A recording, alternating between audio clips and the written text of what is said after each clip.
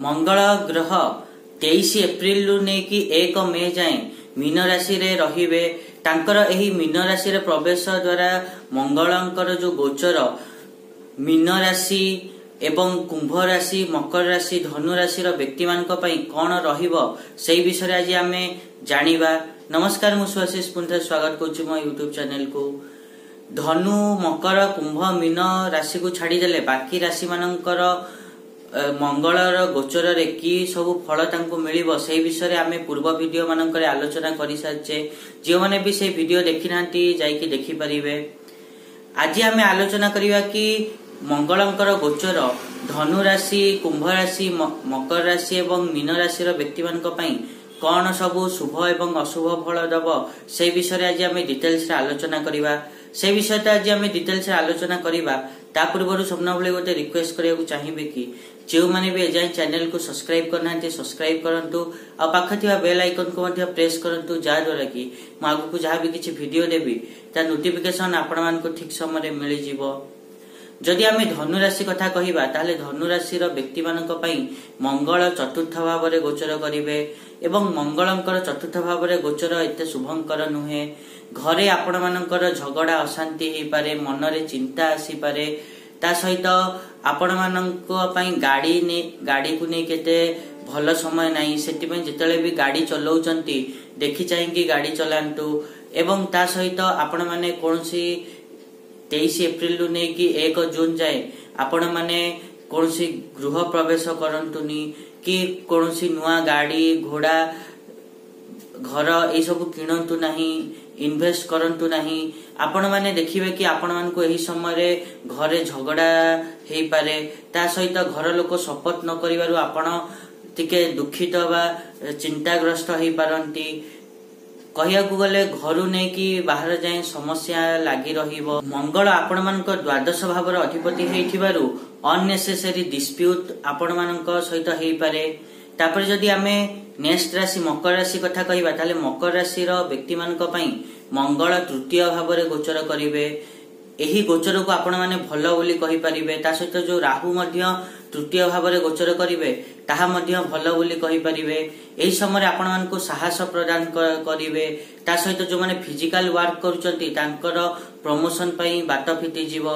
ता सहित जो माने एडवाइजर अछंती, फ्रीलांसर अछंती, डॉक्टर अछंती, सीए अछंती तांकर प्रभाव बढ़िबो, तांको अधिक काम मिलिबो। ता सहित आपण मानकर एही समय धां दौड़ आपण माने अधिक करि पारंती।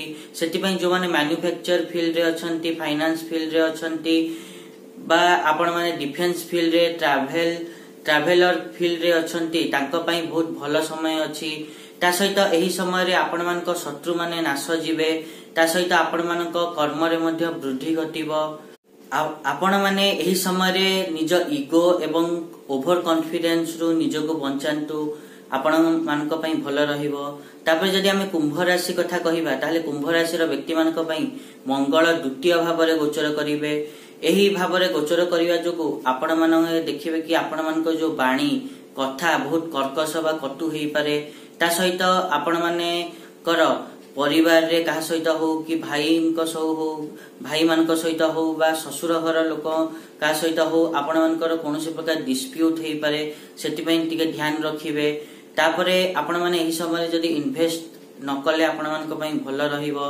तापरे जदी हमें कथा होबा ताहले आपण माने एही समय रे परिवार एवं संतान को नै कि आपण माने टिके कष्ट पाई पारंती बा चिंता रे रहि पारंती।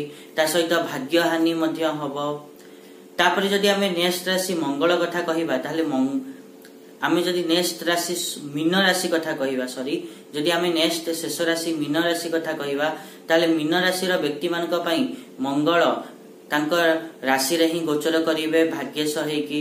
तो एही गोचर को आमे शुभ बोली कहि परिबा। तथापि आपण माने एही समय रे कोनोसी जागा घर गाड़ी किणंतु नाही। ता सहित आपण माने बहुत कथा को नै कि आपण कंफ्यूज रहि पारंती। ता सहित आपण मान जदि कोनोसी जगह को यात्रा करिया को चाहउचंती ताले यात्रा न कले भलो ताको कैंसिल करि दियंतु। एवं पत्नी सहित विवाद मध्य न कले आपण मान को पई ही समय बहुत भलो रहिबो, नहले समस्या क्रिएट हेई पारे। ता सहित आउ गोटे जिनस कि आपण मानकर एही समय इगो एग्रेसन ए सब बढ़िबो ता सहित प्रभाव मध्य बढ़िबो। एटा थिला आपण मानकर मंगलर गोचर समय रे धनु मकर कुंभ मीन राशि व्यक्ति मानकर समय परिस्थिति कौन सब शुभ अशुभ घटिबो। आशा करी कि मुझा कहली आपण माने ठीक रे बुझी पाथिबे। आ जदी वीडियो भल लागि छि ताल निहाती रूपे वीडियो को लाइक करंतु शेयर करंतु आ चैनल को सब्सक्राइब करिया पे तो जमाई भूलंतुनी। आज पई एतिकी देखा हबा नेक्स्ट वीडियो रे। रहुची नमस्कार।